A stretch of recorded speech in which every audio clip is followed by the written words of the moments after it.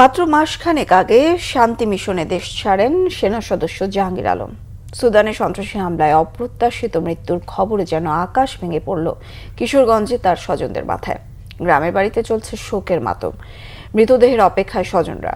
প্রতিনিধি নাসিম খানের তথ্য ও মোহাম্মদ মনির হোসেনের ছবিতে ডেস্ক রিপোর্ট।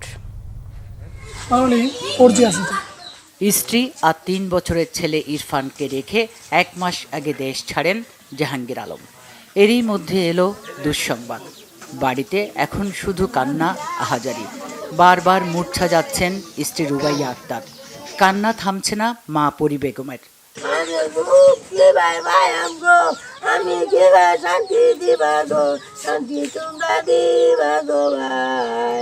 সুদানে সন্ত্রাসী হামলায় নিহত সেনা সদস্য জাহাঙ্গীর আলমের বাড়ি কিশোরগঞ্জ পাকুন্দিয়ার তারাকান্দি গ্রামে। বাবার নাম হযরত আলী। তিনি বাংলাদেশ সেনাবাহিনীর মেস ওয়েটার পদে কর্মরত ছিলেন।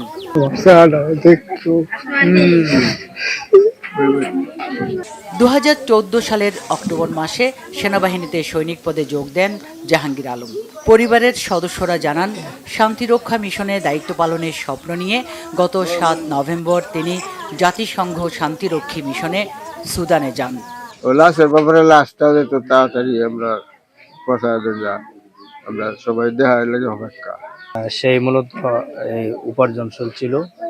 পিতা একেবারে কৃষির উপর নির্ভরশীল, নিজেদের তেমন জমি নাই।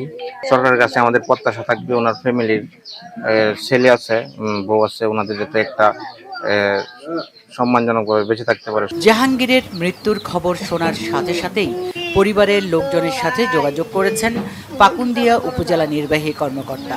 সরকারি কবে লাশ আনাবে আমি বারবার খোঁজখবর নেওয়ার চেষ্টা করছি।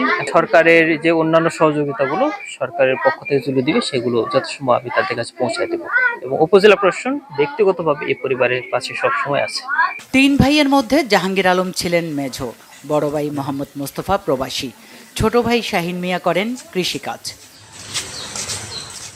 Bangla vision news desk.